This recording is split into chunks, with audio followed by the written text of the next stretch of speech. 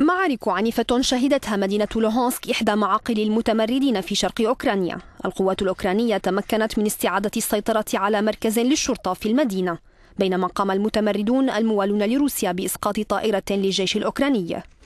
السكان في مدينة ياسيتشينسك القريبة من لوهانسك يحاولون العودة للحياة الطبيعية بعد أن استعادت القوات الأوكرانية السيطرة عليها الشهر الماضي إثر معارك عنيفة خلفت الكثير من الدمار. في الأيام الأخيرة تمكنت القوات الأوكرانية من تقليص سيطرة المتمردين في المناطق القريبة من لوهانسك. المسؤول الإعلامي في مجلس الأمن والدفاع الوطني الأوكراني يقول: معلوماتنا تقول إن المتمردين اتخذوا طرقا غير خاضعة للجيش الأوكراني للحصول على بعض الذخيرة والقوات التي عبرت من الاتحاد الروسي.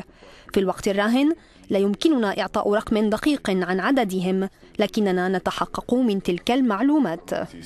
هذا التصريح للمسؤول الأوكراني يأتي بعد يومين من بث مقطع فيديو يظهر ألكسندر زاخارتشينكو رئيس جمهورية دونيتسك الشعبية المعلنة من جانب واحد يقول فيه إنه تلقى معدات عسكرية ورجالا مدربين على الأراضي الروسية، بينما تنفي موسكو منذ زمن أي تدخل لها في الصراع الأوكراني.